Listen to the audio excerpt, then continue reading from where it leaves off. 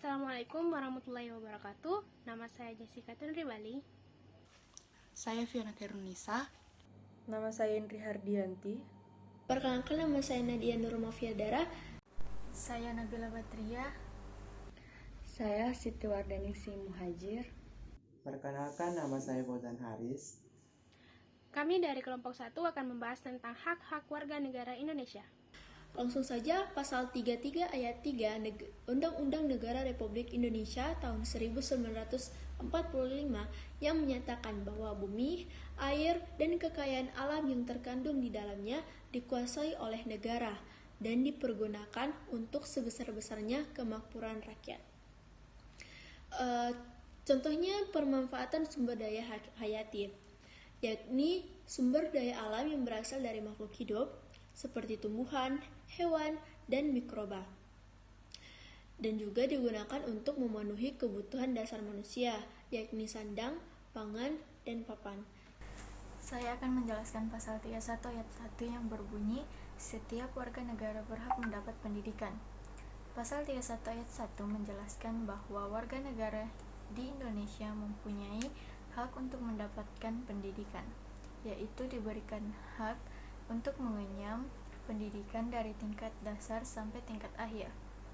Karena hal ini sesuai dengan tujuan negara Indonesia, yaitu untuk mencerdaskan kehidupan bangsa, yaitu salah satunya dengan diberikan pendidikan.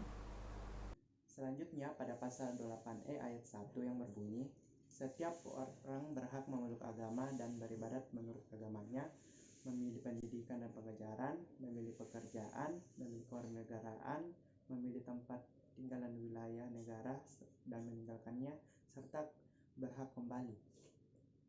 Pada pasal ini menjelaskan bahwa seseorang bebas untuk memeluk agama dan beribadah sesuai dengan agama yang diyakininya dan saling menghormati agama lainnya, serta semua warga masyarakat tanpa terkecuali berhak mendapatkan pendidikan yang wajib selama 9-12 tahun.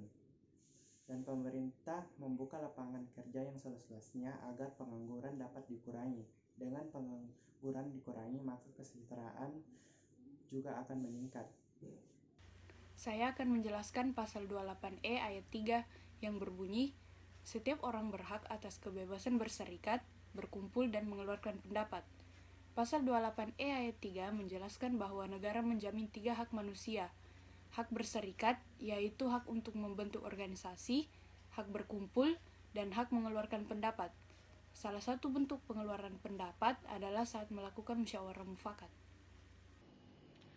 Pasal 34 ayat 1 yang berbunyi, fakir miskin dan anak-anak yang terlantar dipelihara oleh negara.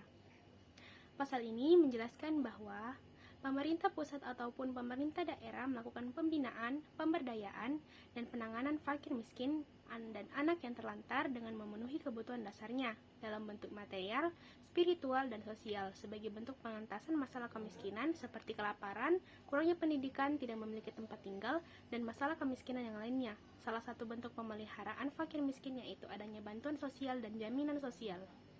Pasal 28H ayat 1 yang berbunyi, setiap orang berhak hidup sejahtera lahir dan batin, bertempat tinggal dan mendapatkan lingkungan hidup yang baik dan sehat, serta berhak memperoleh pelayanan kesehatan. Pasal ini menjelaskan bahwa setiap orang berhak untuk memiliki kehidupan yang aman, penuh rasa damai baik dari sisi fisik maupun jiwa. Setiap orang juga berhak untuk mendirikan rumah yang layak untuk tempat tinggal dirinya dan keluarganya. Setiap orang berhak memiliki lingkungan tempat tinggal yang bebas dari penyakit, bau-bauan, dan sesuatu yang mengganggu kenyamanan hidup. Salah satunya dengan membuat petugas kebersihan. Adanya petugas yang membasmi sarang nyamuk agar tidak ada penyakit malaria. Jika seseorang terkena penyakit ataupun kecelakaan, maka ia berhak untuk mendapatkan pengobatan dari dokter, puskesmas, ataupun rumah sakit. Hak atas pengakuan, jaminan perlindungan, dan kepastian hukum yang adil, serta perlakuan yang sama di hadapan hukum diatur dalam pasal 28D ayat 1 yang berbunyi, setiap orang berhak atas pengakuan, jaminan, perlindungan, dan kepastian hukum yang adil, serta perlakuan yang sama di hadapan hukum. Salah satu bentuknya yaitu yang pertama adanya lembaga pengadilan di Indonesia, serta dibentuknya komunitas HAM atau hak asasi manusia. Demikianlah penjelasan dari kelompok kami mengenai hak-hak warga negara berdasarkan Pancasila dan Undang-Undang Dasar 1945. Kurang dan lebihnya mohon dimaafkan. Sekian dan terima kasih.